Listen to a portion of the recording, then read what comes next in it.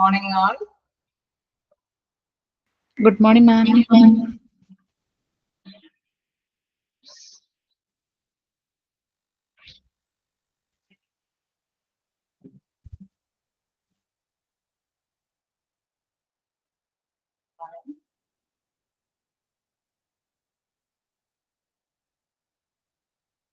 ഇച്ചിരി വെയിറ്റ് ആവുന്നത് തോന്നണം, ഇച്ചിരി വെയിറ്റ് ചെയ്യാം.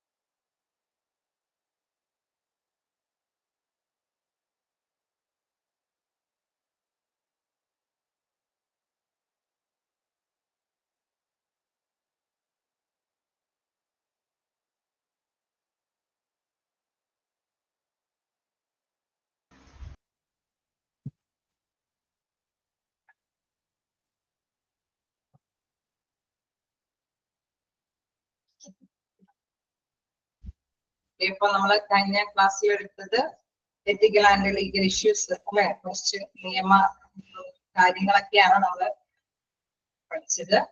നിങ്ങൾ വായിച്ചു നോക്കിയിരുന്നോ? അത് എന്താന്ന് അതില് എന്താണ് പറഞ്ഞിരിക്കുന്നത് അത് തന്നെയാണ്. അതിന് കൂടുതൽ എക്സ്പ്ലനേഷൻ ഒന്നും നമുക്ക് കൊടുക്കാനായിട്ട് സാധിക്കില്ല, ലീഗലായിട്ടുള്ള കുറെ കാര്യങ്ങളാണ്. നിങ്ങൾ എന്തായാലും വായിച്ചു നോക്കിയായിരുന്നോ?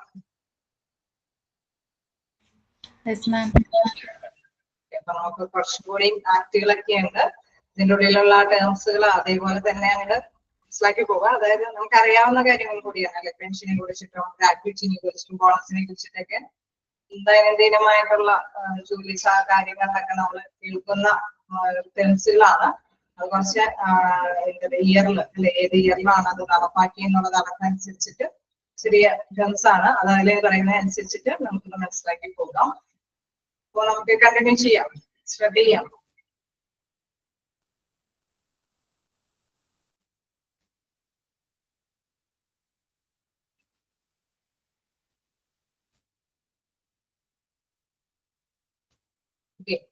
നെക്സ്റ്റ് നമുക്ക് നോക്കാനുള്ളത് registration that can be applied to hospitals. അതായത് നമ്മുടെ ആശുപത്രികൾക്ക് ബാധകമാകുന്ന ചില നിയമനിർമ്മാണങ്ങൾ, ഹോസ്പിറ്റലുമായി ബന്ധപ്പെട്ട് വരുന്ന ചില നിയമങ്ങളാണ് ജനറൽ ആക്ട്സിലായിട്ട് വരുന്നത്. ഇൻഡസ്ട്രിയൽ ഡിസ്പ്യൂട്ട് ആക്ട് അറിയാം. ഹോസ്പിറ്റൽ എന്ന് പറയുന്ന ടേം എന്താണ്? വ്യവസായ സംരംഭം തന്നെയാണ് അല്ലെ. ഹോസ്പിറ്റൽ ഒരു തരം വ്യവസായമാണ്, പ്രോഫിറ്റബിൾ ആക്കി മാറ്റുന്ന. ഈ കാലഘട്ടത്തിലൊക്കെ അറിയാം, അത് പ്രോഫിറ്റ് ആണ് കൂടുതൽ ലക്ഷ്യത്തോട് കൂടിയിട്ട് എയിം ചെയ്തിട്ട് അവർ തുടങ്ങുന്നത്. പണ്ടൊക്കെ നമുക്കറിയാം ഹോസ്പിറ്റലൊക്കെ പറയുമ്പോൾ ചിലപ്പോൾ സർവീസ് ആയിരിക്കും കൂടുതൽ എന്നുള്ള ഒരു ചിന്താഗതിയായിരിക്കും. പക്ഷെ ഈ കാലഘട്ടത്തിൽ നമുക്കറിയാം ഹോസ്പിറ്റല് ഇച്ചിരി പ്രോഫിറ്റബിൾ ആക്കണം എന്നുള്ള ആ ഒരു മൈൻഡ് തന്നെയാണ് മിക്ക ഹോസ്പിറ്റലിലും ഫോളോ ചെയ്യാറ്. അതെന്താണ്? അതൊരു ഇൻഡസ്ട്രിയൽ ഡിസ്പ്യൂട്ട് ആക്ട് അനുസരിച്ചിട്ടുള്ള ഒരു ഇതാണ്, ടേമാണ് ഹോസ്പിറ്റൽ എന്ന് പറയുന്നത്. Hospital comes under the term industry, അതായത് വ്യവസായത്തിന്റെ അണ്ടറിലാണ് ഹോസ്പിറ്റലും വരുന്നത് എന്നുള്ളത്. ഹോസ്പിറ്റൽ എന്ന സംരംഭം വ്യവസായത്തിന്റെ അണ്ടറിലാണ് വരുന്നത്.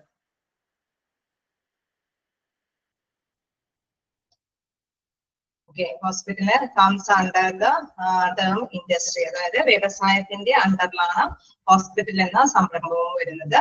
Can be applied when number of employees 15, അതായത് 50.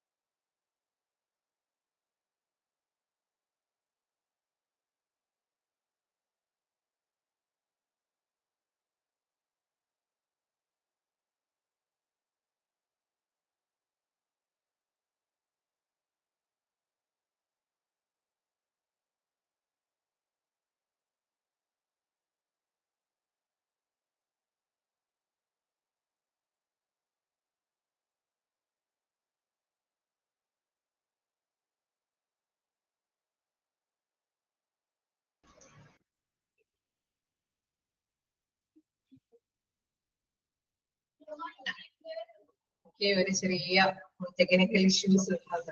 അതൊന്ന് ക്ലാരിറ്റി ശരിയാക്കാൻ വേണ്ടി എടുത്തതാണ്. നോക്കാം. അപ്പൊ നമ്മൾ പറഞ്ഞു നടത്തിയത് എന്താണ്, ഹോസ്പിറ്റൽ എന്ന ആ ഒരു സംരംഭം എന്താണ്, വ്യവസായത്തിന്റെ കീഴിലാണ് വരുന്നത്. Industrial dispute act 1947. ഇതിന് വീണ്ടും പറയുന്നത് can be applied when number of employees 50, അതായത് 50-ൽ കൂടുതൽ മെമ്പേഴ്സ് അല്ലെ, അത്രയും ആളുകൾ തൊഴിലാളികളായിട്ട് വരുമ്പോഴാണ് ഇത് എന്താണ്, ഹോസ്പിറ്റൽ എന്നത് ഇൻഡസ്ട്രിയിലേക്ക് മാറുന്നത്. അതിന്റെ ഒബ്ജക്റ്റീവ്സ്, ലക്ഷ്യങ്ങൾ എന്താണെന്ന് വെച്ചാൽ secure industrial piece and harmony, അതായത് എന്താണ്, വ്യവസായ സമാധാനവും ഐക്യവും സുരക്ഷിതമാക്കുക. നമുക്ക് അതിലെ ടേംസ് തന്നെ ക്യാച്ച് ചെയ്യേണ്ടതുണ്ട്. അതിൽ പറയുന്നത് എന്താണ്, വ്യവസായിക സമാധാനവും ഐക്യവും സുരക്ഷിതമാക്കുക എന്നുള്ള രീതിയിൽ, അതാണ് ലക്ഷ്യത്തോടു കൂടി, ആ ലക്ഷ്യത്തോടു കൂടിയിട്ടാണ് ഹോസ്പിറ്റലുകളൊക്കെ സ്റ്റാർട്ട് ചെയ്യുന്നത്. Then settlement of industrial disputes, അതായത് വ്യവസായിക തർക്കങ്ങളെല്ലാം പരിഹരിക്കുക എന്ന ലക്ഷ്യത്തോടു കൂടിയിട്ടാണ് ഇൻഡസ്ട്രിയൽ ഡിസ്പ്യൂട്ട് ആക്ട് 1947 അണ്ടറില് ഹോസ്പിറ്റലുകളെല്ലാം സ്റ്റാർട്ട് ചെയ്യുന്നത്. അംഗങ്ങളുടെ എണ്ണം 50-ൽ കൂടുതലാകുമ്പോഴാണ് എന്താണ്, നമ്മൾ ഇൻഡസ്ട്രിയൽ എന്ന ആക്ടിന്റെ കീഴിലേക്ക് വരുന്നത്. ഓക്കെ, ക്ലിയർ ആയോ? ഒരു ചെറിയ ചെറിയ ഭാഗങ്ങളാണ് ഇതിൽ വരുന്നത്. നമ്മുടെ ഹോസ്പിറ്റൽ എന്നത് ഇൻഡസ്ട്രി ആക്ടിന്റെ കീഴിലായിട്ടാണ് വരുന്നത്. 50-ൽ കൂടുതൽ അംഗങ്ങൾ അവിടെ തൊഴിലാളികളാകുമ്പോഴാണ് അതിന്റെ കീഴിൽ വരുന്നത്. പിന്നെ അതിന്റെ ഒബ്ജക്റ്റീവ്സ്, ലക്ഷ്യങ്ങൾ എന്ന് പറയുന്നത് വ്യവസായിക സമാധാനവും ഐക്യവും സുരക്ഷിതമാക്കുക എന്ന ലക്ഷ്യമാണ്. അതോടൊപ്പം തന്നെ വ്യവസായിക തർക്കങ്ങളെല്ലാം ഈ ഇപ്പോ ആക്ടിലൊക്കെ പറയുമ്പോൾ നമുക്കറിയാം കുറച്ച് റൂൾസ് ആൻഡ് റെഗുലേഷൻസ് ഉണ്ടാവും അല്ലെ. അപ്പൊ അതുമായി ബന്ധപ്പെട്ട എന്തെങ്കിലും ഇഷ്യൂസ് ഒക്കെ വരുമ്പോൾ ആ ആക്ടിൽ പറയുന്നത് എന്തോ ആ രീതിയിൽ തന്നെ അതെല്ലാം കൈകാര്യം ചെയ്യും. അതാണ് ആ നെക്സ്റ്റ് സെക്കൻഡ് ഇതിൽ പറയുന്നത്, വ്യവസായിക തർക്കം പരിഹരിക്കുക എന്ന ലക്ഷ്യം. Okay, then next minimum wages act 1948. Minimum wages എന്ന് കേൾക്കുമ്പോൾ തന്നെ അറിയാം, ഒരു നിശ്ചിത കൂലി അല്ലെ, എന്തോ കൂടുതൽ വർക്ക് ചെയ്യിപ്പിച്ചിട്ട് ഒട്ടും കൂലി കൊടുക്കാതിരിക്കുമ്പോൾ അത് തൊഴിലാളികൾക്ക് നമുക്ക് ആക്ട് അനുസരിച്ചിട്ട് നീതിന്യായ കോടതിയിൽ നമുക്ക് എന്തെങ്കിലും കാര്യങ്ങൾ നേടിയെടുക്കാനായിട്ട് സാധിക്കും. അപ്പൊ അതാണ് മിനിമം വേജസ് ആക്ട് 1948 പറയുന്നത്. എന്താണ്, minimum wages fixed for different group of workers, employees, provident fund act 1958.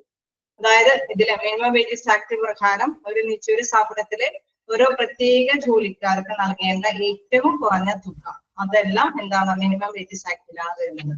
ഒരു നിശ്ചിത തുക, അതായത് നമുക്കറിയാം കൂടുതൽ വർക്ക് ലോഡ് കൊടുത്തിട്ട് അവരെ കൊണ്ട് അവർക്ക് തുച്ഛമായ വേതനം കൊടുക്കുക എന്നുള്ള രീതിയിലേക്ക് പോകാതെ ഇത്തരത്തിലുള്ള ആക്ടിന് കീഴിൽ വരുമ്പോൾ എന്താണ്, അവർക്ക് ഒരു നിശ്ചിത തുക നേടിയെടുക്കാനായിട്ട് സാധിക്കും. അപ്പൊ അതുമായി ബന്ധപ്പെട്ട ഒരു ഇതാണ് എംപ്ലോയീസ് പ്രൊവിഡന്റ് ഫണ്ട് ആക്ട് 1952.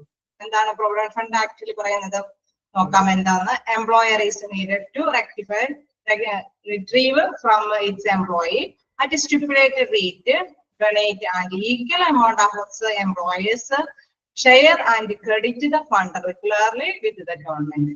അതായത് ഒരു നിശ്ചിത തുക, അത് എംപ്ലോയർ, അതായത് ആ സ്ഥാപനത്തിന്റെ ഹോസ്പിറ്റൽ ആണെങ്കിൽ അതിന്റെ മാനേജ്മെന്റ് ആയിട്ടുള്ളവര് ഒരു നിശ്ചിത തുക ഈടാക്കും, അതായത് സ്വരൂപിക്കും. അത്രയും തുക തന്നെ അവരുടെ നമ്മുടെ തൊഴിലാളികളുടെ കോൺട്രിബ്യൂഷൻ ആയിട്ട് തൊഴിലാളികളുടെ ശമ്പളത്തിൽ നിന്നൊക്കെ പിടിച്ചു വെക്കുമ്പോൾ എംപ്ലോയർ ഒരു തുക കൊടുക്കും. അതേമാതിരി തന്നെ എംപ്ലോയീസും ഒരു നിശ്ചിത തുക അവരുടെ സാലറിയിൽ നിന്ന് തന്നെ പിടിച്ചു വെച്ച് ഒരു ഫണ്ട് ക്രിയേറ്റ് ചെയ്യും. അതാണ് എന്ത്, പ്രൊവിഡന്റ് ഫണ്ട് എന്ന് പറയുന്നത്. നിങ്ങൾ എല്ലാവർക്കും അറിയാവുന്ന ഒരു ടേംസ് ആണല്ലോ. പ്രൊവിഡന്റ് ഫണ്ട് എന്ന് പറയുമ്പോൾ സാധാരണയായിട്ട് റിട്ടയർമെന്റ് ടൈമിലൊക്കെ എന്താണ്, അവര് തിരിഞ്ഞു പോരുമ്പോൾ ഈ ഒരു ലംസം എമൗണ്ട്, ഒരു എന്താ പറയുക കൂടുതലായിട്ടുള്ള ഒരു എമൗണ്ട് കൂടിയും അവർക്ക് ഇതിനോടൊപ്പം തന്നെ റിട്ടയർമെന്റിനോടൊപ്പം തന്നെ ഫേവറബിൾ ആയിട്ട് കിട്ടും. അത് എങ്ങനെയാ അവര് അത് സ്വരൂപിക്കുന്നത്? എംപ്ലോയർ ഒരു നിശ്ചിത തുക അവരുടെ ജോലിയുടെ അനുസരിച്ചിട്ടുള്ള ഒരു നിശ്ചിത തുക നിക്ഷേപിക്കും. അതോടൊപ്പം തന്നെ എംപ്ലോയീസിന്റെ കയ്യിൽ നിന്നും അത്രയും തുക തന്നെ അവരുടെ സാലറിയിൽ നിന്നും ഈടാക്കി അവർ സ്വരൂപിക്കും. അതെല്ലാം കൂട്ടിക്കൂട്ടി അത് റിട്ടയർമെന്റിന്റെ ടൈമിലേക്ക് ആവുമ്പോൾ അവർക്ക് അനുവദിക്കുന്നതാണ് പ്രൊവിഡന്റ് ഫണ്ടിൽ പറയുന്നത്. Okay, employer is needed to retire from its employees at a stipulated rate, donate an equal amount as employees share and credit the fund regularly with the government. Then can be applied when number of employees 20. ഈ provident fund act ഒക്കെ വരുന്നത് എന്താണ്? 20 അംഗങ്ങളിൽ കൂടുതൽ ഉള്ള സംരംഭങ്ങളിലാണ് വരുന്നത്. Non compliance is punishable by improvement. അതായത് ഇതെല്ലാം കൃത്യമായിട്ട് തന്നെ കൈകാര്യം ചെയ്യുന്നില്ലെങ്കിൽ, ഇപ്പൊ ഇതൊരു ആക്ട് ആണ്, അതുകൊണ്ട് തന്നെ എന്താണ് അവർക്ക് ജയിൽ ശിക്ഷയൊക്കെ അനുഭവിക്കാനുള്ള സാധ്യതയുണ്ട്. കൃത്യമായിട്ട് പ്രൊവിഡന്റ് ഫണ്ട് ഒക്കെ കൊടുത്തില്ല എങ്കിൽ അതുമായി ബന്ധപ്പെട്ട് കേസ് ഇഷ്യൂ ചെയ്യാനായിട്ട് തൊഴിലാളികൾക്ക് ഉണ്ട്, അർഹതയുണ്ട്. കാരണം ഇതൊരു ആക്ടിന്റെ കീഴിലാണ് ഇത്തരത്തില് ഇവരിൽ നിന്ന് ഫണ്ട് പൈസ പിടിച്ചു വെക്കുന്നത്, അല്ലെ?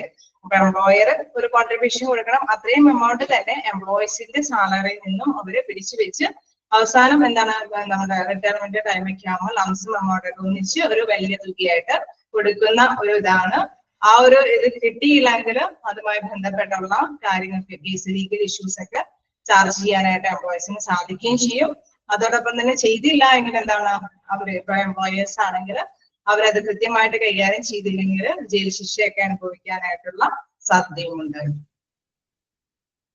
ഓക്കെ, ക്ലിയർ ആയോ?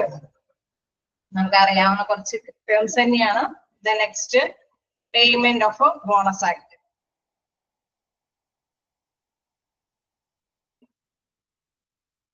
നിങ്ങൾ റെസ്പോണ്ട് ചെയ്യണമെന്നില്ല, നിങ്ങൾക്ക് ക്ലിയർ ആയി പോകുന്നില്ലേ?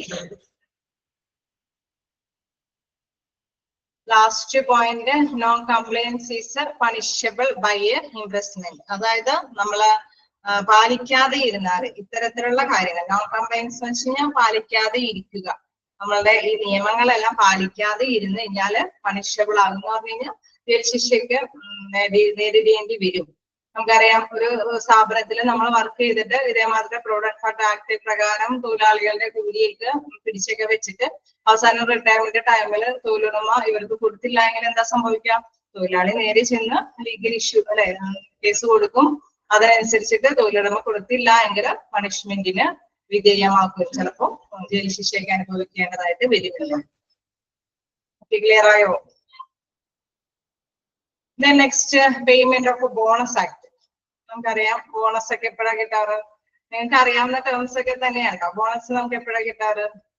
എന്തെങ്കിലും അങ്ങനെയൊക്കെ വരുമ്പോൾ നമുക്ക് എന്താണ് തൊഴിലുടമ ഒരു ബോണസ് തരും, അല്ലെ? അത് തന്നെയാണ് ഇതിൽ പറയുന്നത്. Can be applied by number of employees 40. അതായത് 40 കൂടുതൽ തൊഴിലാളികൾ വരുന്ന ഒരു സംരംഭത്തില് ബോണസ് ആക്ട് ഉണ്ടാകും.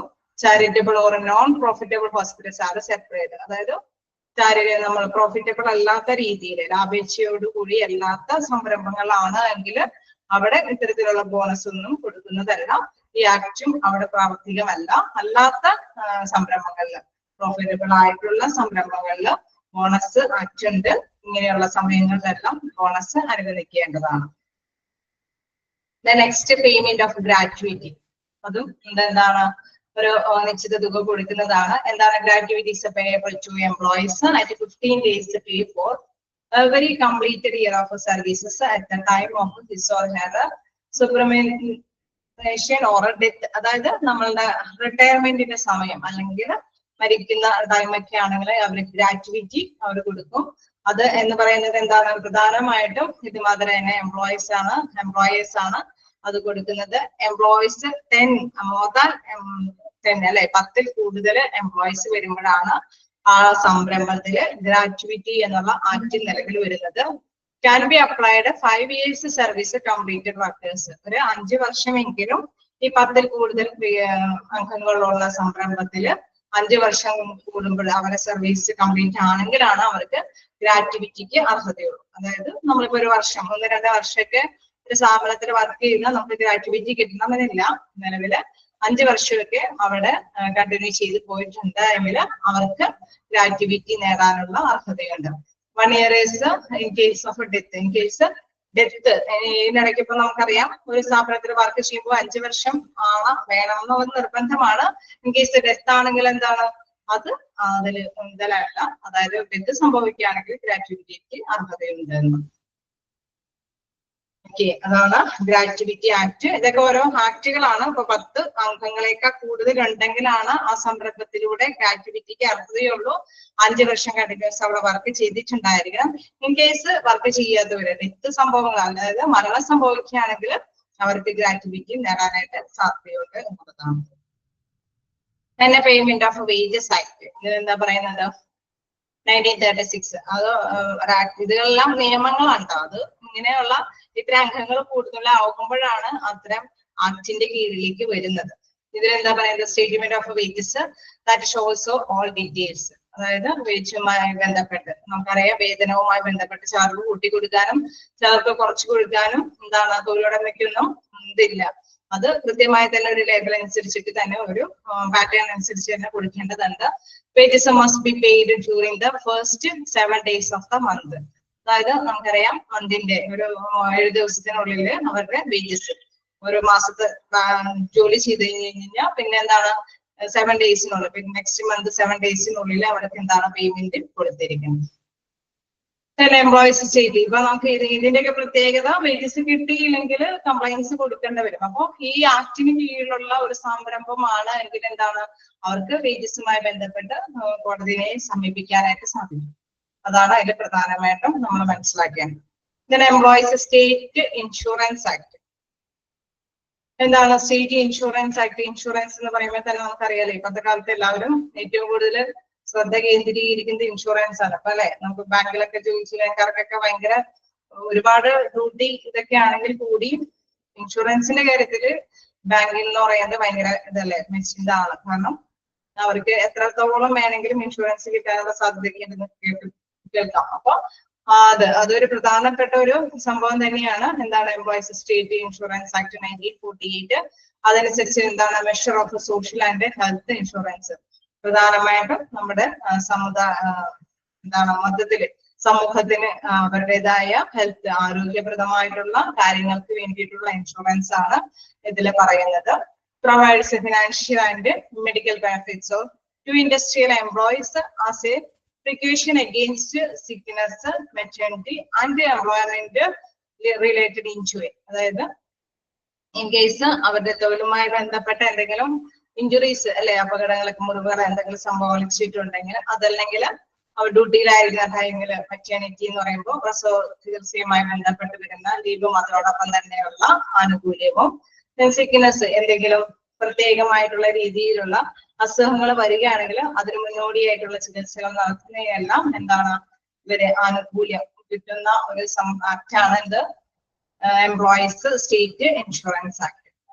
അത് നിലവിൽ വന്നത് 1948 Then employees contributed 4% of the total wages bill. അതായത് അവരുടെ ബില്ലില് ഒരു 4% ആണ് എംപ്ലോയേഴ്സ് കോൺട്രിബ്യൂട്ട് ചെയ്യുന്നത്. അതായത് എംപ്ലോയേഴ്സ് അതിലേക്ക് നിക്ഷേപിക്കുന്നു ഒരു 4% തുക അതുമായി ബന്ധപ്പെട്ട് അവർക്ക് നിക്ഷേപിക്കുന്നു. ESI is not applicable if hospitals are providing complete and free treatment to employees and dependents. അതായത് നമുക്ക് ഫ്രീ ആയിട്ട് തന്നെ ചില നമുക്കറിയാലേ അവർക്ക് ഫ്രീ ആയത് ചികിത്സ ഹോസ്പിറ്റലിൽ നമ്മൾ അഡ്മിഷൻ തുടങ്ങി അങ്ങനെ വരെ നമുക്ക് ഫ്രീ ആയിട്ടുള്ള ചികിത്സകൾ കിട്ടും.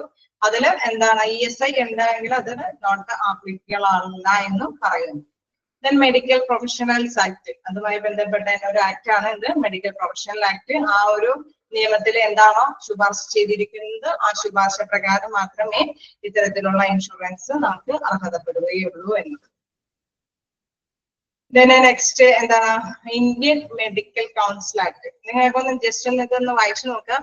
ടേംസ് എന്താണെന്ന് ജസ്റ്റ് ഒന്ന് നോക്കി അല്ലെങ്കിൽ ഇങ്ങനെ അടുത്തെടുത്ത് പോയി കഴിഞ്ഞാൽ പേരുകളെങ്കിലും ഓർക്ക അത് എന്തിനുമായി ബന്ധപ്പെട്ടതാണെന്നുള്ളതെങ്കിലും ഓർത്തിരിക്കുന്നത് ജസ്റ്റ് ഒന്ന് വായിച്ചു നോക്കാം.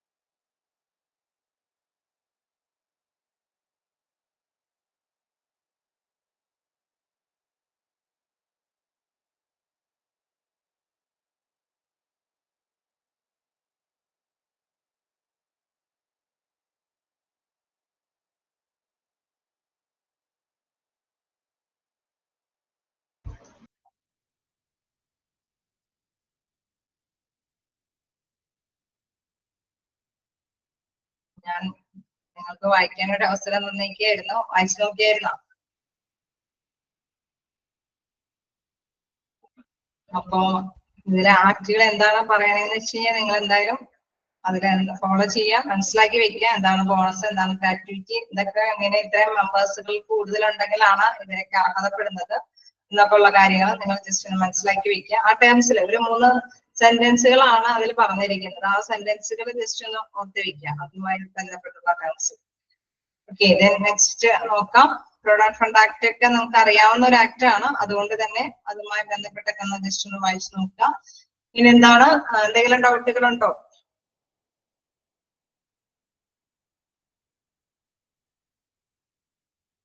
ഓക്കെ, ഞാൻ കണ്ടിന്യൂ ചെയ്തോട്ടെ. എന്താണ് next? Indian medical council act. എന്താണ് Indian medical council act? Okay, ഞാൻ കണ്ടിന്യൂ ചെയ്യാതെ. Indian medical council act 1933. അതായത് നമുക്കറിയാം, ഒരു മെഡിക്കലുമായി ബന്ധപ്പെട്ട അല്ലെ, അവരുടെ ടേംസുമായി ബന്ധപ്പെട്ടൊക്കെ ആയിരിക്കും. അപ്പൊ അതായത് അവിടെയുള്ള ആ ജീവനക്കാർ, അവിടെ ഹോസ്പിറ്റലില് ഡ്യൂട്ടിയുമായി ബന്ധപ്പെട്ട വ്യക്തികൾക്ക് മറ്റു സ്ഥാപനങ്ങളിൽ നിന്ന് വ്യത്യസ്തമായിട്ട് ഹോസ്പിറ്റലിലെ മെഡിക്കൽ ഫീൽഡിലുള്ള വ്യക്തികൾക്കുള്ളതാണ് Indian medical council act 1933.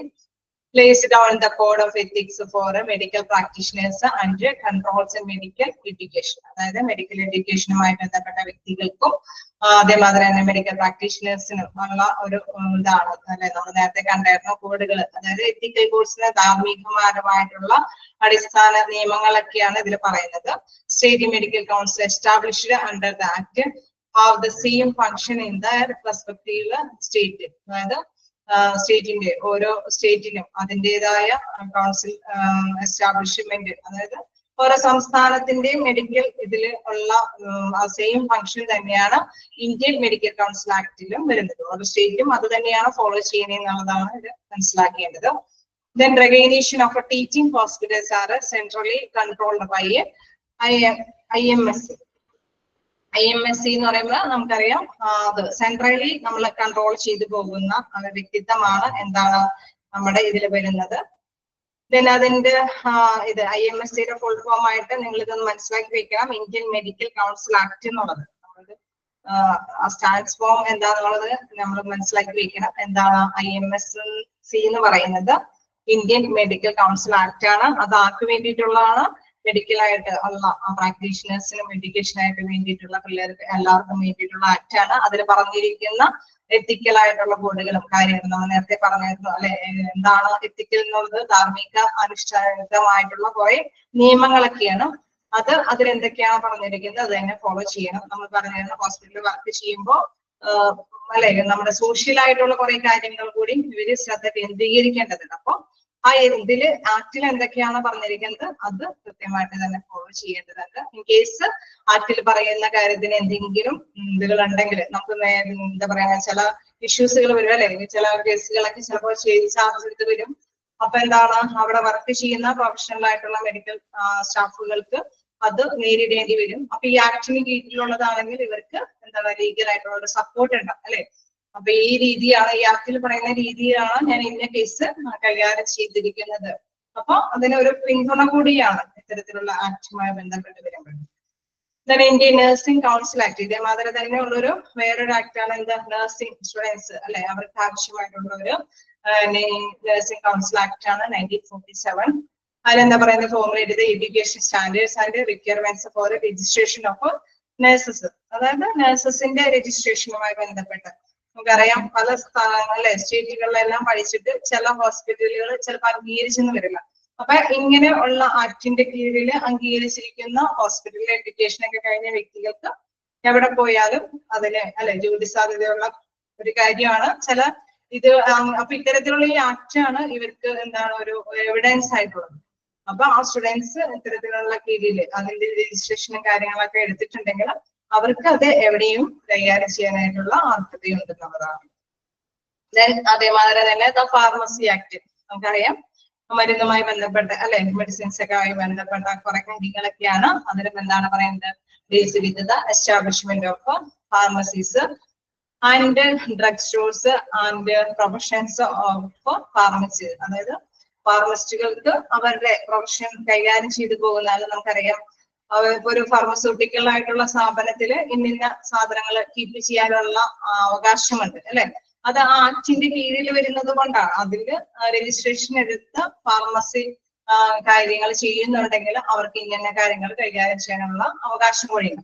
In case എന്തെങ്കിലും കേസുകൾ ഇഷ്യൂസ് വന്നു കഴിഞ്ഞു കഴിഞ്ഞാലും അവർക്ക് ഇതിന്റെ കീഴിലാണ്, ഞങ്ങൾ ഈ രജിസ്ട്രേഷന്റെ കീഴിലാണ് ഇന്ന സ്ഥാപനം തുടങ്ങിയിരിക്കുന്നത് അല്ലെങ്കിൽ ഹോസ്പിറ്റലില് ഇന്നൊരു സംരംഭം ഉള്ളത്, ഇത് ഈ ആക്ടിന്റെ കീഴിലാണെങ്കിൽ അതനുസരിച്ചുള്ള ഇഷ്യൂസിനെ അവർക്ക് ഫേസ് ചെയ്യാനായിട്ട് സാധിക്കും. Hospital has to attain drug licences if it sells drugs across the counter. അതായത് നമുക്കറിയാം അല്ലെ, ഡ്രഗുമായി ബന്ധപ്പെട്ടെന്ന് വെച്ച് കഴിഞ്ഞാൽ അത്തരത്തിലുള്ള വിൽപ്പന നടത്തണമെങ്കിൽ ചില കേസുകൾ നമുക്കറിയാം, ചില മരുന്നുകളൊന്നും പെർമിഷൻ ഇല്ലാതെ കീപ്പ് ചെയ്യാനായിട്ടുള്ള സാധിക്കില്ല.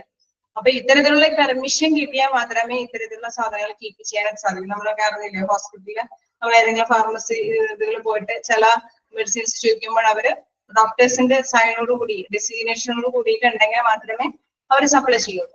കാരണം അവർക്ക് അത് എന്തെങ്കിലും ഇഷ്യൂസ് വന്നു കഴിഞ്ഞാൽ അവർക്ക് അത് പ്രൂവ് ചെയ്ത് കൊടുക്കേണ്ടതായിട്ട് വരും അല്ലെ.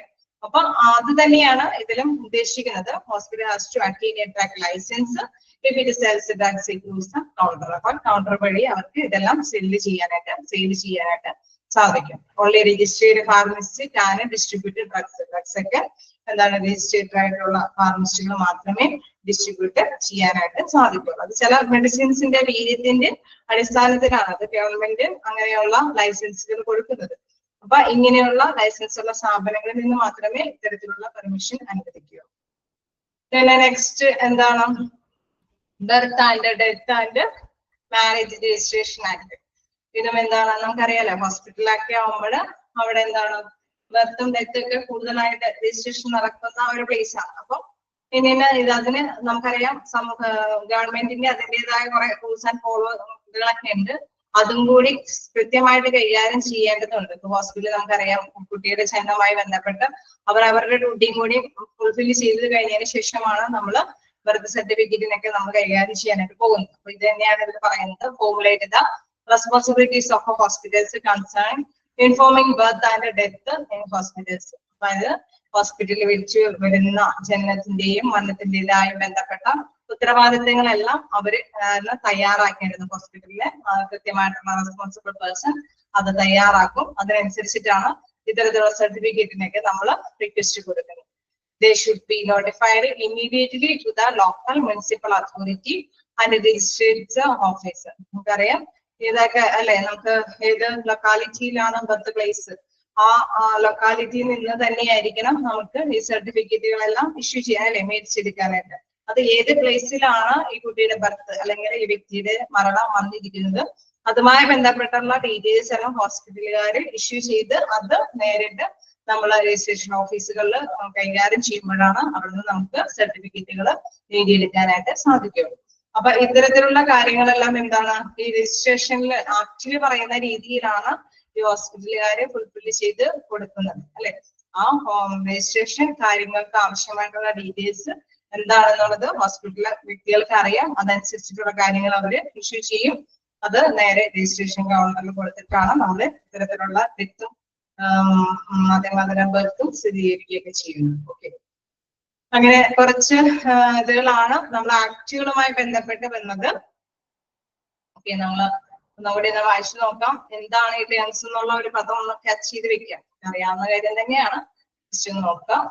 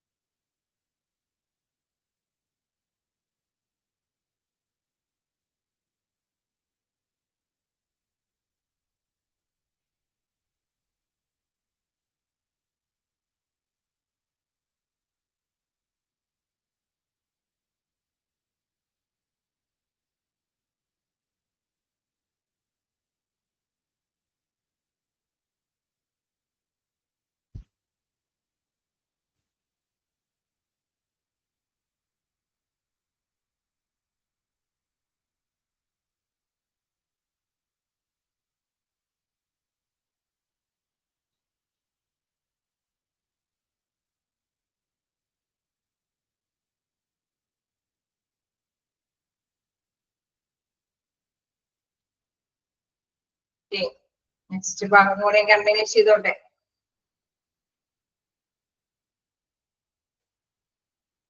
നെക്സ്റ്റ് നമുക്കുള്ളത് എന്താണ്? Law of thoughts. അതായത് ഇതിന്റെ ഒരു പ്രത്യേകത എന്ന് വെച്ച് കഴിഞ്ഞാൽ നമ്മള് തെറ്റായിട്ട് എന്തെങ്കിലും ഹോസ്പിറ്റലുകാർ ചെയ്ത് കഴിഞ്ഞാൽ നമുക്കറിയാം ചിലപ്പോഴെല്ലാം കൃത്യമായി തന്നെ കൈകാര്യം ചെയ്യേണ്ടതുണ്ട്. നമ്മൾ കുറെ എത്തിക്സ് എന്നൊക്കെ പറയുമ്പോൾ നമ്മൾ പറഞ്ഞിരുന്നല്ലേ കുറച്ച് ധാരണകൾ അല്ലെ, കൃത്യമായിട്ടുള്ള കാര്യങ്ങൾ മാത്രമേ നമ്മൾ ചെയ്യാൻ പാടുള്ളൂ, ധാർമ്മിക മൂല്യങ്ങൾക്ക് പ്രാധാന്യം കൊടുക്കണം എന്നൊക്കെ നമ്മൾ കണ്ടായിരുന്നു. അപ്പൊ ഇതിലെന്താണെന്ന് വെച്ച് കഴിഞ്ഞാൽ ഇതിൽ പറയുന്നത് എന്താന്ന് നോക്കാം. The word tort is derived from the Latin word tortus, which mean twisted or crooked. അതായത് വളച്ചൊടിച്ച് കാര്യങ്ങൾ ചെയ്യുക, അല്ലെങ്കിൽ നമ്മൾ അല്ലെ വക്രബുദ്ധിയോട് കൂടിയിട്ട് കാര്യങ്ങൾ നടപ്പാക്കി കൊണ്ടുവരിക എന്നുള്ള ടേമാണ് എന്താണ് ലോ ഓഫ് തോട്ട്സിൽ വരുന്നത്. It is defined as any wrong, injury or damage is done to the person for which a civil suit can be brought. അതായത് നമുക്കറിയാം ഹോസ്പിറ്റലിലാവുമ്പോൾ അല്ലെ നമ്മള് ആവശ്യമായ ആരോഗ്യാവസ്ഥ ക്ഷയിക്കുന്ന മാത്രയിലാണ് ഹോസ്പിറ്റലില് നമ്മള് പൂർണ്ണ വിശ്വാസത്തോട് കൂടിയിട്ട് അവിടേക്ക് ചികിത്സയ്ക്ക് വേണ്ടിയിട്ട് വിധേയമാക്കാൻ, അല്ലെങ്കിൽ ചില കാര്യങ്ങളൊക്കെ നടത്തിയെടുക്കാൻ അല്ലെ, ഡെത്തൊക്കെ സംഭവിക്കുമ്പോൾ നമുക്കറിയാം പോസ്റ്റ്മോർട്ടം കാര്യങ്ങളൊക്കെ നടത്താനൊക്കെ ആയിട്ട് നമ്മള് എന്താ പറയുക നിയമപരമായ വശങ്ങളിലേക്കൊക്കെ പോകാൻ വേണ്ടിയിട്ടാണ് ഹോസ്പിറ്റലിനെ സമീപിക്കുന്നത്. അപ്പൊ അവിടെ എന്താണ് ചില തെറ്റായ കാര്യങ്ങളൊക്കെ ചെയ്തു കഴിഞ്ഞാൽ അതുമായി ബന്ധപ്പെട്ട് നമുക്ക് എന്താണ് നമ്മളുടെ ഇത് പ്രൂവ് ചെയ്യാനായിട്ട് അല്ലെ, നമ്മുടെ ശരി സമർത്ഥിക്കാൻ വേണ്ടിയിട്ട് നമുക്ക് സിവിലായിട്ട് നമുക്ക് കോടതിയെ സമീപിക്കണമെങ്കിൽ ചില കാര്യങ്ങൾക്ക് വേണ്ടി വരും. ഇനി wrong, injury or damage, എന്തെങ്കിലും തെറ്റായ പരിക്കുകൾ അല്ലെങ്കിൽ അതേമാതിരി തന്നെ കേടുപാടുകൾ സംഭവിക്കുകയാണ് പേഴ്സൺസിന്, for which civil suit can be brought. അങ്ങനെ വരുമ്പോഴാണ് നമുക്ക് എന്താണ് നമ്മുടെ നിയമപരമായിട്ടുള്ള വശങ്ങളിലേക്ക് പോകേണ്ടതായിട്ട് വരുന്നത്. എക്സാമ്പിൾ പറയുന്നു, act of wrongful commission, unnecessary operations. അതായത് നമുക്കറിയാം ഓപ്പറേഷൻ മേഖലകളിലേക്കൊക്കെ കിടക്കുമ്പോൾ ചിലപ്പോൾ ചില അല്ലെ പേപ്പറിലൊക്കെ നമ്മൾ വായിച്ചിരിക്കും, ചിലപ്പോ ഓപ്പറേഷനൊക്കെ റോങ് ആയിട്ട് അല്ലെ സംഭവിച്ചു പോകുന്നു, ചില വ്യക്തികൾക്ക് മാറിപ്പോകുന്നു, ചിലപ്പോ ചില ഭാഗങ്ങൾ മാറിപ്പോകുന്നു. അതൊക്കെ എന്താണ് ശരിക്കും അതായത് ഭയങ്കര ബുദ്ധിമുട്ടുള്ള കാര്യമാണ് അല്ലെ, നമുക്കത് അക്സെപ്റ്റബിൾ അല്ല, നമുക്കത് സ്വീകാര്യമായിട്ടുള്ള കാര്യമല്ല. വീണ്ടും പറയുന്നു ആക്ട് ഓഫ് ഓമിഷൻ, അതായത് ഓട്ടോപ്സി വിത്തൗട്ട് ഒബ്റ്റെയിനിങ് കൺസെന്റ്. ഇതിൽ പറയുന്നത് എന്താണെന്ന് വെച്ചാൽ പോസ്റ്റ്മോർട്ടം ഒരു കൃത്യമായിട്ടുള്ള ഇതിലല്ലാതെ തന്നെ പോസ്റ്റ്മോർട്ടത്തിന് വിധേയമാകുന്ന അവസ്ഥ. അറിയാം ചില അടിപിടി കേസൊക്കെ വരുമ്പോൾ അവര് ചില കാര്യങ്ങളൊക്കെ ഒളിപ്പിക്കാൻ വേണ്ടിയിട്ട് ചിലപ്പോൾ പോസ്റ്റ്മോർട്ടം ഒക്കെ നടത്തി പെട്ടെന്ന് ഓക്കെ എന്നുള്ള ക്ലിയർ ഔട്ട് ചെയ്യും അല്ലെ, അത് ശരിയായിട്ടുള്ള ഒരു വശമല്ല. അതേമാതിരി തന്നെ നെഗ്ലിജൻസ്, സ്വാപ്പ് ഓഫ് ഇൻസ്ട്രുമെന്റ്, പിന്നെ അബ്ഡോമൻ, അതായത് നമ്മുടെ ശരീരത്തിലേക്ക് തന്നെ അല്ലെ എന്തെങ്കിലും കൃത്യമായ രീതിയിൽ അല്ലെങ്കിൽ എന്തെങ്കിലും ഒമിറ്റ് ഒമിഷൻ മാറ്റിവെക്കാന്ന് വെച്ചാൽ എന്തെങ്കിലും ശ്രദ്ധയില്ലാതെ അശ്രദ്ധ മൂലം എന്തെങ്കിലും നെഗ്ലിജൻസ് അല്ലെ, അശ്രദ്ധ മൂലം എന്തെങ്കിലും മാറിപ്പോവുക, അങ്ങനെയൊക്കെയുള്ള ഒരു സംഭവം ഉണ്ടാവും. നമ്മൾ ചിലപ്പോ ഹോസ്പിറ്റലിൽ നമ്മൾ പേപ്പറിൽ നമ്മളത് വായിച്ചു കേൾക്കാറുണ്ട്. എന്താണ് എന്തെങ്കിലും ഇൻസ്ട്രുമെന്റ്സ്, അതായത് ഉപകരണങ്ങളെല്ലാം ഉദരത്തിൽ തന്നെ സമ്മതം കൂടാതെയൊക്കെ കൈകാര്യം ചെയ്ത് പോകുന്നത്. ചില വലിയൊരു കേസ് ഉണ്ടായിരുന്നല്ലേ, ഒരു സിസ്റ്റേഴ്സ് അറിയാതെ തന്നെ ഉദരത്തിൽ പെട്ടുപോയി ഓപ്പറേഷനൊക്കെ കഴിഞ്ഞതിന് ശേഷമാണ് നമ്മളത് നോട്ടബിൾ ആക്കിയത്. എങ്ങനെയാണ് എന്താണ് പെയിൻ വിട്ടുമാറാത്തതെന്ന് മനസ്സിലാക്കി വന്നപ്പോഴാണ് ഇത്തരം കാര്യങ്ങളൊക്കെ നമുക്ക് മനസ്സിലാക്കി വരുന്നത്. അപ്പൊ അതെല്ലാം അശ്രദ്ധ മൂലം ഉണ്ടാകുന്ന മാറ്റേഴ്സ് ആണ്. അതേമാതിരി തന്നെ ഇന്റർനാഷണൽ ഇന്റർഫറൻസ്, അതായത് അന്താരാഷ്ട്ര ഇടപെടൽ മൂലം leads to mental or physical disturbance, മാനസികമോ ശാരീരികമോ ആയ അവസ്ഥകളിലേക്ക്, അങ്ങനെയുള്ള കേസുകളിലേക്ക് എത്തിക്കുകയാണ്. സാധാരണ രീതിയിൽ നമ്മൾ ട്രീറ്റ്മെന്റിലേക്ക് ചെല്ലുന്നു, പക്ഷെ എന്താണ് നേരെ ഓപ്പോസിറ്റ് ആയിട്ട് റോങ് ആയിട്ടുള്ള രീതിയിലേക്ക് എത്തിപ്പെടുന്ന അവസ്ഥ ഉണ്ടാവാറുണ്ട് ചിലരിലെങ്കിലും. അറിയാം ഹോസ്പിറ്റലില് എപ്പോഴും പോസിറ്റീവ് ആയിട്ടുള്ള മൈൻഡോട് കൂടിയിട്ടാണ് നമ്മൾ ചെല്ലുന്നത്. അതേമാതിരി തന്നെ ട്രീറ്റ്മെന്റും നല്ല രീതിയിൽ തന്നെയാണ് നമുക്ക് ക്യാച്ച് ചെയ്യാനായിട്ട് സാധിക്കുന്നത്. പക്ഷെ ചില കേസുകളിലെങ്കിലും ഇങ്ങനെയുള്ള റിപ്പോർട്ട്സുകൾ വരാറുണ്ട്. നെക്സ്റ്റ് പറയുന്നു innovation of the right of privacy, സ്വകാര്യതയിലേക്ക്, അതായത് ഓരോരുത്തരുടെ സ്വകാര്യതയിലേക്ക് കടന്നു കയറാനുള്ള ഒരവസരം ചിലപ്പോൾ വന്നു ചേരാറുണ്ട്. പിന്നെ next breach of profession secrecy, അതായത് തൊഴിൽ ലംഘനം അവർ നടത്തുകയുണ്ടെങ്കിൽ അല്ലെ ഹോസ്പിറ്റലിൽ നമ്മള് വിശ്വാസത്തോടു കൂടി ഡോക്ടേഴ്സിന്റെ നഴ്സുമാരുടെയൊക്കെ മുമ്പിൽ നമ്മൾ ഇതാവുമ്പോൾ ചിലപ്പോഴെങ്കിലും എന്താണ് തൊഴിൽ ലംഘനം സാധ്യമാവാറുണ്ട്. ദെൻ ബാറ്ററി, അതായത് surgeon going beyond the limit of patient's consent, രോഗിയുടെ സമ്മതത്തിന്റെ പരിധിക്ക് അപ്പുറമുള്ള എന്തെങ്കിലും കാര്യങ്ങൾ ചെയ്യുമ്പോൾ, അദ്ദേഹത്തിന്റെ പെർമിഷൻ ഇല്ലാതെ തന്നെ എന്തെങ്കിലും കാര്യങ്ങൾ ചെയ്യുകയാണ് എങ്കിൽ എന്താണ് ഇതെല്ലാം എന്താണ് നിയമങ്ങൾക്ക് വിധേയമാക്കി കൊണ്ടുവരേണ്ടത്. അതാണ് ഇവര് പറയുന്നത്. എന്താണ് breach of professional secrecy, battery എന്നൊക്കെ പറയുമ്പോൾ സമ്മതങ്ങൾ. ഇത് എന്താണ് ടേംസ് എന്നുള്ളത് നിങ്ങൾ മനസ്സിലാക്കി വെക്കുക. Surgeon going beyond the limit of patient's consent, പേഷ്യൻസിന്റെ സമ്മതമല്ലാതെ തന്നെ സർജൻ എന്തെങ്കിലും കാര്യങ്ങൾ ചെയ്യുമ്പോൾ. അതേപോലെ തന്നെ ബ്രീച്ച് ഓഫ് പ്രൊഫഷണൽ സീക്രസി, സീക്രസിയിലേക്ക് അവരുടെ സ്വകാര്യതയിലേക്ക് കടന്നു കയറുകയാണെങ്കിൽ. Then invasion of the right of privacy, അതായത് കറക്റ്റ് ആയിട്ടുള്ള ഒരു സ്വകാര്യത അവർക്ക് കൊടുക്കാതിരിക്കുമ്പോൾ. Then internal interference due to mental or physical disturbance, അതായത് അവരെ ശാരീരികമായിട്ട് ഇൻസൾട്ട് ചെയ്തു. നമുക്കറിയാം രോഗികളായിരിക്കുമ്പോൾ അവർക്ക് എപ്പോഴും സപ്പോർട്ടീവ് ആയിരിക്കണം അല്ലെ, നഴ്സുമാരും ഡോക്ടേഴ്സ് എന്നൊക്കെ പറയുന്നത് സപ്പോർട്ടീവ് ആയിരിക്കണം. ഇതെല്ലാം സപ്പോർട്ടീവ് അല്ലാതെ വരുമ്പോൾ മാറ്റേഴ്സ് അല്ലെ അത് ഇത്തിരി കൈവിട്ട് പോകും. അവർക്ക് എന്താണ് ഫിസിക്കലി ഡിസ്റ്റർബൻസ് ആയിരിക്കും, മെന്റൽ ഓർ ഫിസിക്കലി ഡിസ്റ്റർബൻസ് ഉണ്ടാവാനായിട്ടുള്ള സാധ്യതയുണ്ട്. അപ്പൊ ഇങ്ങനെയുള്ള കേസുകൾക്കൊക്കെ നമ്മൾ എന്താണ് കോടതിയെ നമുക്ക് സമീപിക്കാനായിട്ടുള്ള ഒരു ചാൻസ് ഉണ്ട്. അതായത് ഇത്തരത്തിലുള്ള എവിഡൻസോട് കൂടിയിട്ടാണ് ഇത്തരത്തിലുള്ള കാര്യങ്ങൾക്കൊക്കെ വേണ്ടിയിട്ട് നമ്മള് നേരെ അല്ലെ സിവിലായിട്ട് ബന്ധപ്പെട്ട് കോടതിയിലേക്ക് സമീപിക്കുന്നു.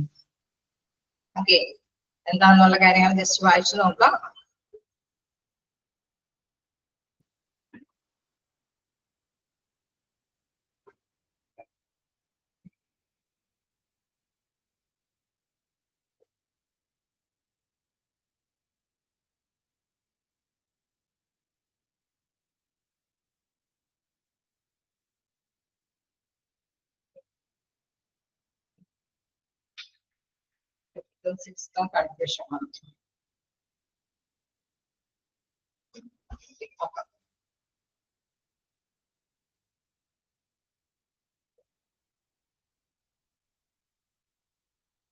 Invasion of right of privacy, അത് സ്വകാര്യതയിലേക്കുള്ള കടന്നുകയറ്റം എന്നാണ് പറയുന്നത്. ഇനി ബ്രീച്ച് ഓഫ് പ്രൊഫഷൻ സീക്രസി എന്ന് പറയുമ്പോൾ തൊഴിൽ ലംഘനമാണ് അവിടെ പറയുന്നത്. Invasion of the right of privacy എന്ന് പറയുമ്പോൾ സ്വകാര്യതയിലേക്ക് കടന്നുകയറ്റം. ബ്രീച്ച് ഓഫ് പ്രൊഫഷൻ സീക്രസി എന്ന് പറയുമ്പോൾ തൊഴിൽ ലംഘനം.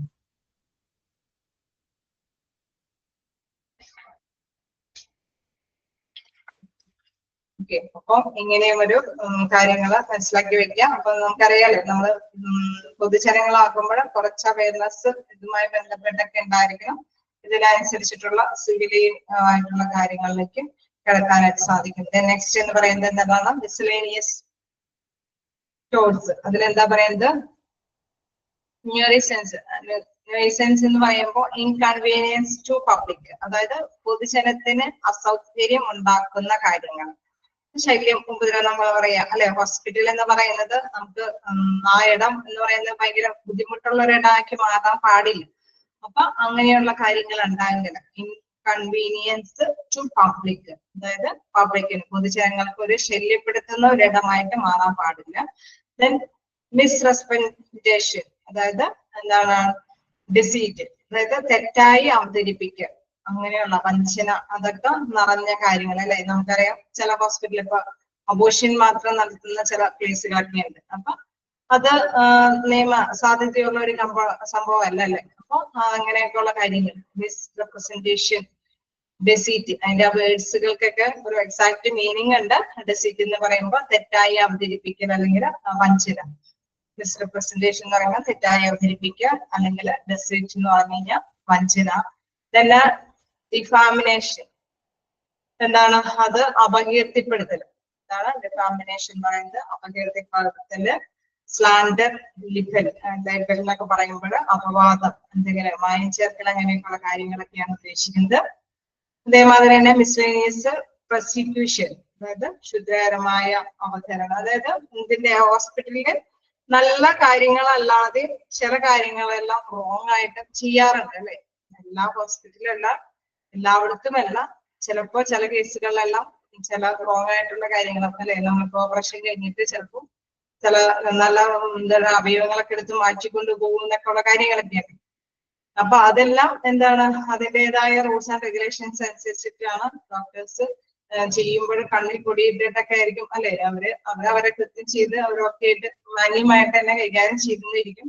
പക്ഷെ ഇതെല്ലാം നമ്മൾക്കറിയാം ഈ ഒരു ചാപ്റ്ററിൽ വരുമ്പോൾ ഇതെല്ലാം കൃത്യമായിട്ട് ഫോളോ ചെയ്യേണ്ടത് ഡോക്ടേഴ്സ് അവരുടേതായ കാര്യനിർവഹണം വളരെ കൃത്യതയോട് ധാർമ്മികതയോടുകൂടി ചെയ്യേണ്ടതുണ്ട്. അതുകൊണ്ട് തന്നെയാണ് ഈ ചാപ്റ്ററിൽ അതെല്ലാം പറയുന്നത്. ഇങ്ങനെയുള്ള കാര്യങ്ങളൊക്കെ റോങ് ആണ് എന്ന് മനസ്സിലാക്കി തരുന്നത്. പ്രോസിക്യൂഷൻ എന്നൊക്കെ പറയുന്ന വേർഡ്സുകൾ നിങ്ങൾ ജസ്റ്റ് ഒന്ന് മനസ്സിലാക്കി വെക്കാം. എന്താണ് ഓരോന്നിനും ഓരോ മീനിങ് ആണ് അല്ലെ. ലാസ്റ്റ് പോയിന്റ് ഒന്നുകൂടി പറയാം. ക്ഷുദ്രകരമായ അവതരണം എന്നാണ് അതിൽ പറയുന്നത്. ഓക്കെ, അതായത് നമ്മൾ എന്തെങ്കിലും അല്ലെ നമുക്കൊന്ന് ഡോക്ടേഴ്സ് ക്ലിയർ ഔട്ട് ചെയ്ത് തരികയാണെങ്കിൽ ഇന്ന കാര്യങ്ങളാണ് നിങ്ങൾക്ക് സംഭവിക്കുന്നതെന്ന് വെച്ച് കഴിഞ്ഞാൽ അവർക്ക് മനസ്സിലാക്കി കൊടുക്കുന്ന ആ ഭാഷയെല്ലാം നല്ല രീതിയിലായിരിക്കണം. ഇൻ കേസ് റോങ് ആയിട്ടുള്ള രീതിയിലാണ് അത് അവതരിപ്പിച്ചിട്ട് കൊടുക്കാറ്. ഡോക്ടേഴ്സിന്റെ ആ ഒരു മൈൻഡിലേക്ക് അല്ലേ, അവർക്ക് ഇച്ചിരി കൂടി ചിലപ്പോഴെങ്കിൽ വേറൊരു മൈൻഡാണ് അവരുടെ മൈൻഡിലെങ്കിൽ എന്താണ് വ്യക്തികളെയും ആ രീതിയിൽ തന്നെ ചീറ്റ് ചെയ്തുകൊണ്ടിരിക്കും. ഇന്ന പ്രോബ്ലംസ് ആണ് ശരിക്കും ആക്ച്വലി ഇന്ന പ്രോബ്ലംസ് ഒക്കെ ആയിരിക്കുള്ളൂ പേഷ്യൻസിന് ഉണ്ടാവുക. പക്ഷെ ഇവര് ഇച്ചിരി കൂടി വ്യാഖ്യാനിച്ച് അത് ഇല്ലാത്ത അസുഖങ്ങൾ കൂടി ഉണ്ടാക്കി അതും കൂടി ആ അവയവങ്ങളും കൂടി ചിലപ്പോൾ എടുത്ത് മാറ്റിയെന്ന് വരും. ഓക്കെ, അതാണ് നമ്മൾ മനസ്സിലാക്കി വെക്കേണ്ടത്. അങ്ങനെയൊക്കെയുള്ള കാര്യങ്ങളും എന്താണ് ഹോസ്പിറ്റലിൽ ചില ഹോസ്പിറ്റലെങ്കിലും എല്ലായിടത്തും അല്ല ചിലയിടത്തെങ്കിലും നടന്നുകൂടായികയില്ല. അപ്പോ ആ കാര്യങ്ങളാണ് ഇതിൽ വിവരിച്ചു തരുന്നത്. ധാർമ്മിക മൂല്യങ്ങൾക്ക് പ്രാധാന്യം കൊടുക്കണം എന്നുള്ളതിന്റെ കൂട്ടത്തിൽ ഇങ്ങനെയുള്ള കേസുകൾ കൂടി എത്തിക്കലായിട്ടുള്ള റോങ് ആയിട്ടുള്ള കാര്യങ്ങൾ കൂടി ഉണ്ട് എന്നുള്ളതാണ് മനസ്സിലാക്കുന്നത്.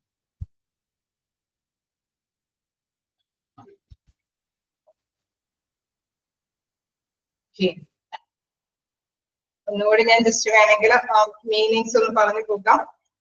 എന്താണ് നോയ്സൻസ് എന്ന് പറയുമ്പോൾ ശല്യം, ഉപദ്രവം, അതായത് പൊതുജനത്തിന് അസൗകര്യം ഉണ്ടാക്കുക, inconvenience to public. Then misrepresentation എന്ന് പറയുമ്പോൾ തെറ്റായി അവതരിപ്പിക്കുക. ദെൻ ഡെസീറ്റ് എന്ന് വെച്ച് കഴിഞ്ഞാൽ വഞ്ചന. ദെൻ ഡിഫാമേഷൻ എന്ന് പറയുമ്പോൾ അപകീർത്തിപ്പെടുത്തൽ, സ്ലാൻഡർ, ലിബൽ എന്ന് വെച്ച് കഴിഞ്ഞാൽ അപവാദം. വീണ്ടും മെലീഷ്യസ് പ്രോസിക്യൂഷൻ എന്ന് വെച്ചുമ്പോൾ നമ്മളുടെ അവതരിപ്പിക്കുന്ന രീതിക്ക് അല്ലെ ക്ഷുദ്രകരമായ അവതരണം എന്നുള്ളതാണ് അതിൽ എക്സാക്ട് മീനിങ്ങിൽ പറയുന്നത്. അതായത് അവതരിപ്പിക്കുന്നതിന് നമുക്ക് അറിയാം, ഇത് ഒരു പോയിന്റ് വൈസ് ആയിട്ട് ജസ്റ്റ് ഒന്ന് കാണിച്ചു തരുന്നതാണ്. നമ്മൾ തന്നെ മനസ്സിലാക്കി വെക്കണം ഇന്ന മാറ്റേഴ്സ് ആണ് ഇതിൽ വരുന്നത്, കൂട്ടിച്ചേർക്കുന്നത്. ഒരുപാട് എക്സ്പ്ലനേഷൻ തരാതെ ജസ്റ്റ് ഒരു പോയിന്റ് ഔട്ട് ആയിട്ട് നിങ്ങൾക്ക് ജസ്റ്റ് ഒന്ന് മനസ്സിലാക്കി പോകാനായിട്ട് ഒരു കാര്യങ്ങളെല്ലാം ഇങ്ങനെ ഹോസ്പിറ്റലിലും ഉണ്ട് എന്നുള്ളത്. കുറെ ആക്ടുകളൊക്കെ നമുക്ക് മനസ്സിലായി. ഈ ആക്ട് പ്രകാരം നമുക്ക് കുറച്ച് കാര്യങ്ങളൊക്കെ നേടിയെടുക്കാൻ സാധിക്കും. അതായത് ആക്ടിന്റെ ബലത്തില് ചില പോരായ്മകൾ ഉണ്ടെങ്കിൽ അതെല്ലാം കൈകാര്യം ചെയ്യാൻ പറ്റുമെന്ന്. പക്ഷെ ഈ ആക്ടുകളൊന്നും ഇല്ലാതെ തന്നെ ഹോസ്പിറ്റലിൽ റോങ് ആയിട്ടുള്ള കുറെ ആക്ഷൻസ് ഒക്കെ വരുമ്പോൾ അത്തരത്തിലുള്ള കാര്യങ്ങൾക്കും സിവിൽ നടപടികൾ ഉണ്ട്. അതിന് അതിൻ്റെതായ അംഗങ്ങൾ അനുസരിച്ചിട്ട് തന്നെ അവർക്ക് കാര്യങ്ങൾ ചെയ്തു കൊടുക്കണം. അതായത് ഇന്ന മാറ്റേഴ്സുകൾ സംഭവിച്ചു എന്നുള്ള കാര്യങ്ങൾ കൊണ്ട് അതാണ് ചെറുതായിട്ട് ഇങ്ങനെ പറഞ്ഞു തരുന്നത്. ഇന്ന കാര്യങ്ങൾക്കുള്ള കാര്യങ്ങൾ അതിക്രമിച്ച് കയറുക, അതിക്രമിച്ച് സ്വകാര്യതയിൽ കയറി പറ്റുക, അങ്ങനെയുള്ള കാര്യങ്ങളെല്ലാം നമുക്ക് എന്താണ് സിവിൽ നടപടികൾക്ക് വിധേയമാക്കാം. ഇതെല്ലാം വായിച്ചു നോക്കാം. ഇത് കുറച്ച് ഹാക്റ്റുകളായാലും ഞങ്ങള് നമുക്ക് ഗ്രഹിച്ചിരിക്കാൻ ബുദ്ധിമുട്ടാണെന്ന് അറിയാം. എന്നാലും അതിനുള്ളിൽ ആ ടേംസുകൾ ഒന്ന് ജസ്റ്റ് ഒന്ന് മനസ്സിലാക്കി.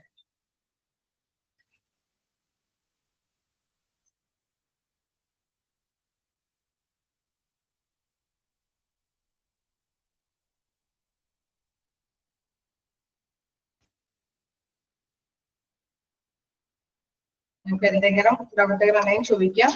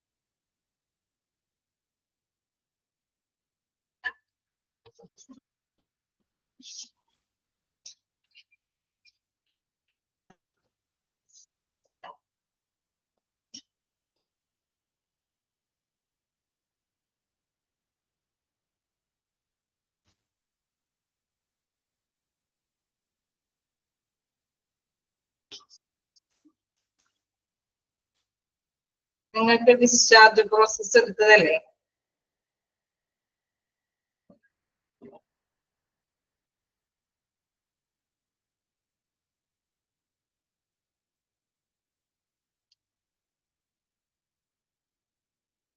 ട്രാൻസ്ഫർ ഓഫ് പേഷ്യൻസും എടുത്തതാണ്. ഞാൻ തന്നെയാണ് അല്ലെ transfer of patients first module ടൈമിൽ എടുത്തതാണ്.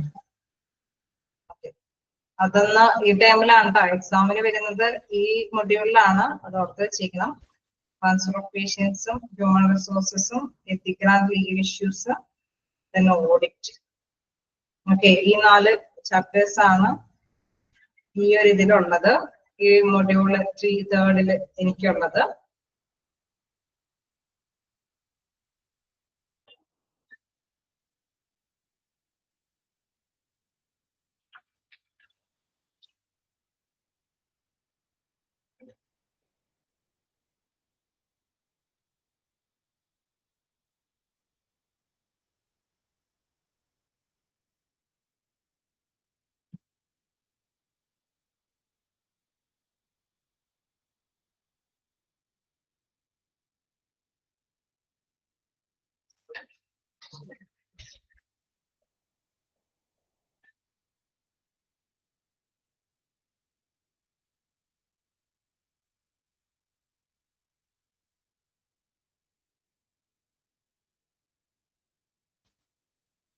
ഒരു ക്ലാസ് കൊണ്ട് തീർക്കാൻ പറ്റുമായിരിക്കും അല്ലെ?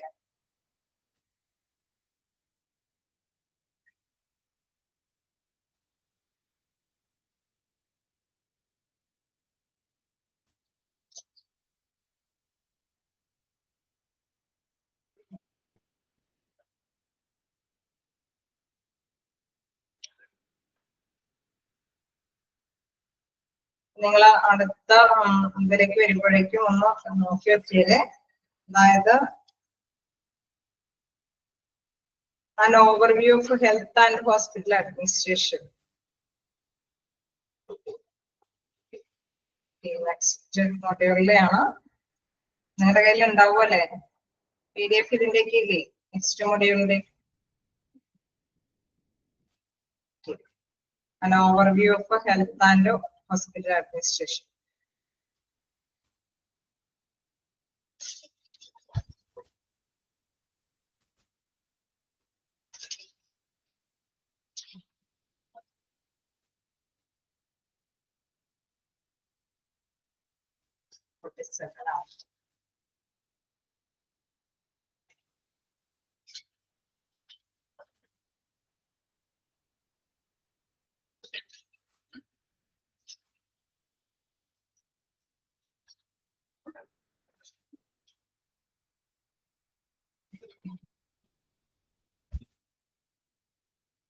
നിങ്ങളെ കുറച്ച് ആക്ട് കൂടുതൽ പഠിപ്പിച്ച് ബോറടിപ്പിക്കേണ്ടെന്ന് ഓർത്തിട്ടാണ് ഞാൻ നെക്സ്റ്റ് ക്ലാസ്സിൽ അടുത്തത് എടുക്കാമെന്ന് വെച്ചത്. കൺസ്യൂമർ പ്രൊട്ടക്ഷൻ ആക്ട് തുടങ്ങി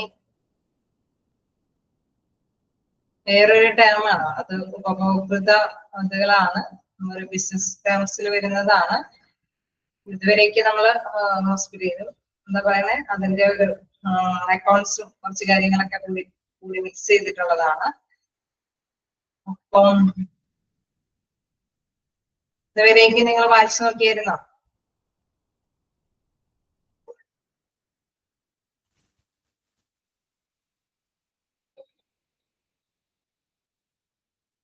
കൺസ്യൂമർ പ്രൊട്ടക്ഷൻ ആക്ട് എടുക്കണോ?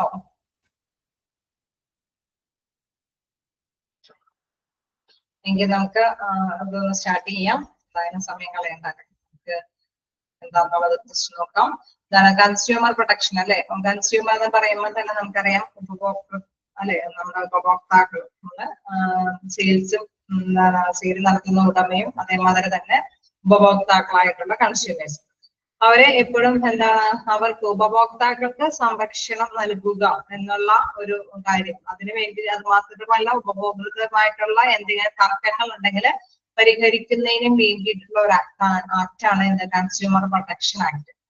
അതായത് കൺസ്യൂമർ എന്ന് പറയുമ്പോൾ ഉപഭോക്താക്കൾ, അതായത് നമ്മള് സാധനങ്ങളൊക്കെ മേടിക്കാൻ പോകുമ്പോൾ ഉപഭോക്താക്കളായിട്ടുള്ള വ്യക്തികളുടെ സംരക്ഷണം, അവരുടെ എന്തെങ്കിലും പ്രോബ്ലംസുകൾ, എന്തെങ്കിലും പരിഹാരങ്ങൾ ഉണ്ടെങ്കിൽ അതുമായി ബന്ധപ്പെട്ട എന്തെങ്കിലും തർക്കങ്ങൾ ഉണ്ടെങ്കിൽ അത് പരിഹരിക്കുക എന്നുള്ള ഒരു പ്രൊട്ടക്ഷനോട് കൂടിയിട്ടുള്ള ആക്ടാണ് കൺസ്യൂമർ പ്രൊട്ടക്ഷൻ ആക്ട്.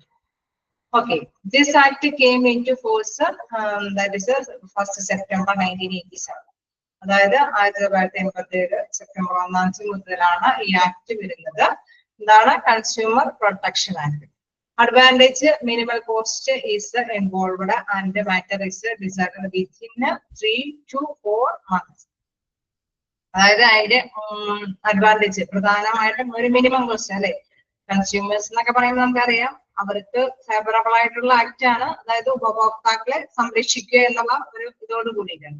3-4 മാസത്തിനുള്ളിൽ കാര്യങ്ങൾ കൃത്യമായിട്ട് തന്നെ എന്തെങ്കിലും പ്രോബ്ലംസ് ഇഷ്യൂ ചെയ്യുകയാണെങ്കിൽ, അതിന്റെ ആ കോസ്റ്റുമായി ബന്ധപ്പെട്ട് വരികയാണെങ്കിൽ 3-4 മാസത്തിനുള്ളിൽ തന്നെ അതിന്റെ മാറ്റർ സോൾവ് ചെയ്യണം. എന്തെങ്കിലും പ്രശ്നങ്ങൾ ഉണ്ടെങ്കിൽ 3-4 മാസത്തിനുള്ളിൽ പരിഹാരം ചെയ്യണം എന്നുള്ളതാണ്. അഡ്വാൻറ്റേജ്, മിനിമം കോസ്റ്റ്, മിനിമമായിട്ടുള്ള കോസ്റ്റ് ഉണ്ടാവണം എന്നുള്ളതാണ് മസ്റ്റ് ആയിട്ട്.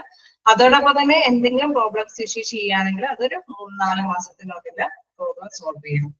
Provides redressal for defective goods, deficit service, unfair trade practices.